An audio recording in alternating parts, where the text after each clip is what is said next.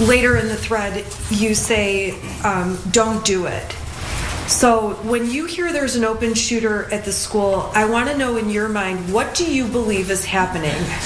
Well, my husband had called me when I was still at work, and he said there's an active shooter at Oxford High School and I can't get a hold of Ethan.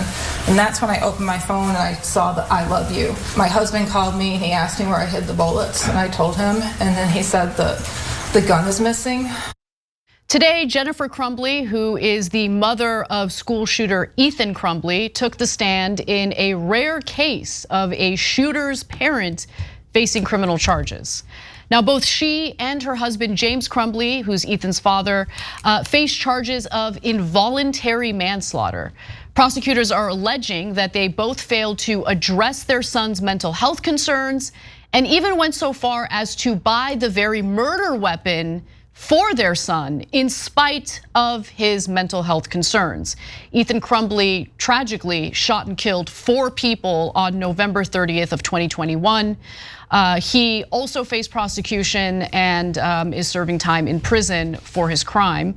Jennifer Crumbley didn't pull the trigger that day, but she's responsible for their deaths. Assistant Oakland County Prosecutor Mark Keast said during his opening statements, prosecutors had shown the jury photos of Crumbley's phone of both her and her husband riding their horses in March of 2021. A computer crimes expert testified that they were taken at the same time that their son was texting his mother about seeing demons in their house, writing "the house is haunted" and asking her, "Can you at least text back?" Jennifer stated that she had seen the texts, but believed Ethan was not being serious because messing with us was his personality, and their house being haunted was a running joke. A day after Thanksgiving, prosecutors say that James and Jennifer Crumbley bought their son a 9mm Sig Sauer. That Monday, a teacher at Oxford High School, this is in Michigan, said she saw Ethan searching online for ammunition. The following day, a teacher said she found a note on Ethan's desk with a drawing of a gun and a person who was shot, and messages including, "The thoughts won't stop, help me." The discovery prompted the school to summon the parents for a meeting, but school officials testified that they declined to bring him home because they had to go back to work. Now let's get back to the trial, which I'm happy is actually happening. I was curious if the prosecution was gonna go forward with prosecuting the parents here, and they are. And today on the stand, Crumbley denied wanting to leave her son at school, saying her son got very stressed when doing school virtually. She said they all agreed it would be better for him to remain at school in person, surrounded by students. But unfortunately, Ethan would go on to commit the school shooting later that afternoon. We've got more details. Cenk, how about you jump in? Yeah, so look, prosecuting parents could get a little dicey, obviously, but this is as stark a case as you could imagine, and that's why they're going after the parents. Because remember, they pull them in and say, look, we're worried that your son's a danger to himself and to others, and they go, nah, don't care, and they leave. They joke around on the text about the guns. The parents do with the son. Yep. They ignore every warning, instead go enjoy themselves. But on top of that, she had the temerity in this case to say that the school didn't warn her enough.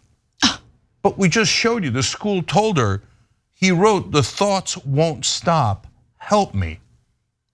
And the parents refused to help him or the school. They just left it. Turned out he had the gun that they gave him in his backpack. And that's who he killed everybody with later that day. It seems like he was also asking them for help in the text message exchanges. Yeah. He's not just asking generically and the school, he's asking his parents for help. I know, yeah. And they just won't give it to him, and they think it's fun and funny to give him a gun and not to pay any attention. So if ever there was a parent responsible for a shooting, this looks like the case. And remember, after the shooting happened, he fled and his parents fled with him, remember? They were at large for a while, but later the police discovered where they were and they were arrested. Now last winter, Ethan Crumbley, the shooter, pleaded guilty and received life in prison without the possibility of parole. James and Jennifer Crumbley, his parents, failed to show up for their arraignment in late 2021, prompting the manhunt that I was referencing earlier, and then that led to their arrest. Crumbley testified that she planned to turn herself in one day after charges were filed against her. However, she said she didn't feel safe to turn themselves in on the day they were charged because everyone in the state knew that they were expected to turn themselves in. I hear from right-wingers that if you evade the police, they're allowed to shoot you in the back. Like, do not run from the cops, ever. And if you do, you have it coming, right? She ran from the cops. I know, but I don't want anyone shot No, in the of back. course, don't shoot her in the back, for God's sake. We're principled. I'm just referring to their hypocrisy. But yeah. Yes, no, I don't care. Oh, I didn't feel safe turning myself in. Oh, didn't realize we were asking your permission. Look, there's every piece of evidence seems to indicate that she lacks all empathy for other human beings, right? Like she just thinks everything is optional. I don't have to do that. I don't have to do that. I only have to take care of myself. Oh, you guys all died? Well, I guess that's your problem. So look, I think what she and her husband did in ignoring their son's mental health issues and then proceeding to buy him a firearm as he's suffering from mental health issues, I think what they did was wrong, and I'm not trying to defend them, okay? But I wanna be fair, and yes, the comments that she's making here, she's seeking to defend herself. I watched some footage from her testimony today. I also watched footage of her reaction to surveillance of the school shooting itself. She's sobbing, she's crying. So I don't wanna pretend as if she's like some sociopath that had absolutely no emotion. She did, but what she and her husband did, I believe, was wrong, and we'll see how the jury feels about it. But I wanna go to more of the footage from the courtroom, because here's what she said on the stand today when asked if she thought her son ever even needed mental health treatment. Did you ever believe that your son needed mental health treatment, therapy, counseling, anything? No, I mean, there's a couple of times where Ethan had expressed anxiety over taking tests, anxiety about what he was gonna do after high school, whether it was college, military. So he expressed those concerns to me, but not to a level where I felt he needed to go see a psychiatrist or a mental health professional right away, no. Did you ever deny him or say, no, I'm not gonna take you to a mental health professional? Did he ever ask you? No, I mean, one time when he was talking about what he wanted to do for his future, I don't know, he was feeling really down about it, stressed. My husband did call his school counselor to try to talk to him because they do a lot of future academic planning with the tech school. Was that a mental health issue? No, it was more or less addressing what was upsetting my son at that time. He was just having a hard time with his future goals. It seems like there was more going on than him just having a hard time with his future goals. When he's asking for help, when he's, drawing these disturbing images, maybe take it seriously. Crumbley also stated, while I don't think I'm a failure as a parent. Come on. I know. I wouldn't have done anything differently in how she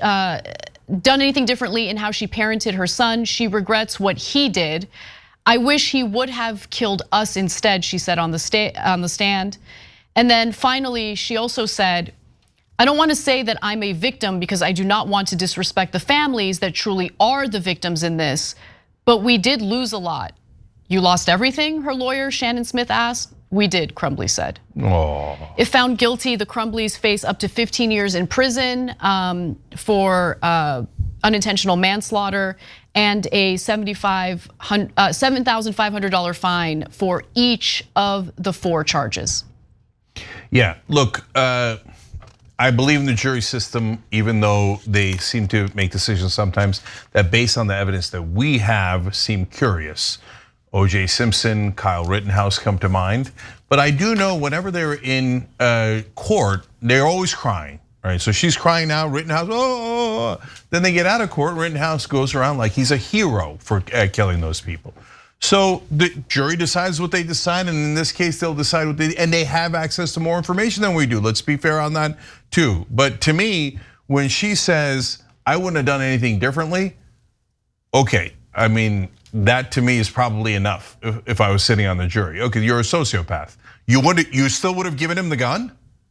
You still would have given him the gun? Guilty, get the out of here. Imagine that's one of your kids who was killed by this clown that comes in and goes, oh yeah, my mentally ill son, I still would have given him a weapon so he could murder your kids. Oh, but I lost everything. Oh, I used to be rich, but now I'm not. I don't know what her wealth status was. I don't think they were right. rich. Whatever the hell she was, riding horses, having a good time. Okay, so whatever it is, I don't believe her. I don't believe any of the nonsense theatrics in court. But let the jury decide. But here, I'll conclude on this. If you're like her and you have a child that has mental health issues prone to violence, mental health is a very wide spectrum, and that has said, please help me, and talking about maybe hurting other people, do not buy them a gun.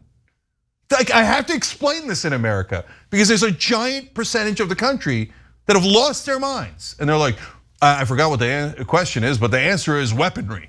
The answer is guns and bullets and killing other people. But who cares what the question was?